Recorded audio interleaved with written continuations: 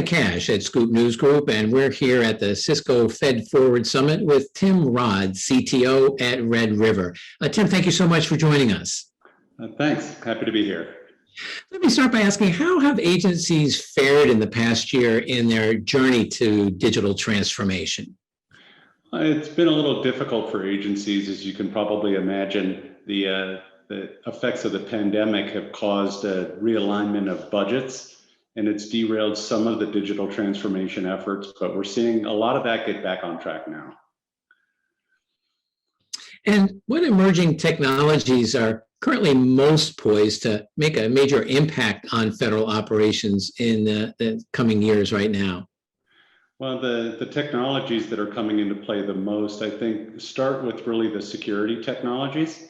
As we've seen the shift to remote work and really the supply chain attacks that have taken place over the last year, security has rightly so taken the forefront. So you see a lot more security technologies being implemented in the agencies than ever before.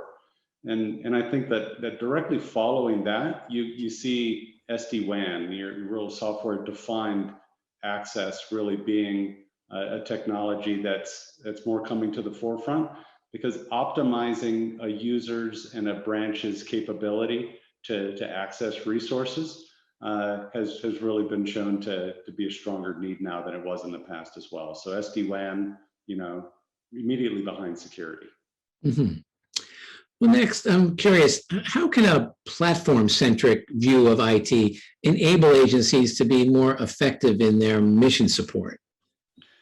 Well, missions in the past were really dictated by individual components of an agency or a branch, and then what we saw was solutions were built out in silos. And so the platform approach really helps consolidation and collaboration across silos in pursuit of the mission. But I think it even goes further, because I think with platforms, we're now seeing more cross-agency collaboration than we were in the past. I mean, there's certain agencies that have created shared services based on a platform that are now accessible by multiple other agencies and branches. It's a lot more effective pursuit of the mission because of the underlying platform. Well, and lastly, Tim, how are federal agencies enabling their workforces to succeed in their missions from anywhere amid the COVID-19 pandemic and as they begin to get back to work in a hybrid fashion? Well, obviously the accessibility from remote locations is kind of the obvious answer there, but I think it goes a lot deeper than that, because it's not just about sending out a secured laptop to a remote worker and then everything's fine. It's really securing the entire environment and all the assets within the environment. So I think SASE is really taking a leading role here in helping agencies enable the remote workers, because it's really kind of that end-to-end security.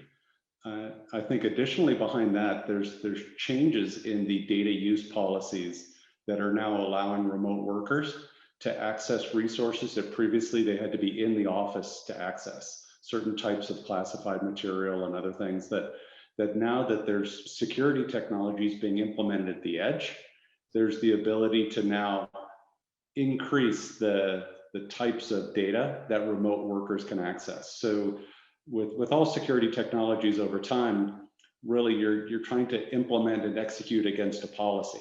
So the shift in the underlying policy and then the security technology to execute on that is what we're seeing broadly across the agencies now. Well, Tim Rod, thank you for sharing some of your insights on that and taking time to join us today. Absolutely. Thanks for the opportunity.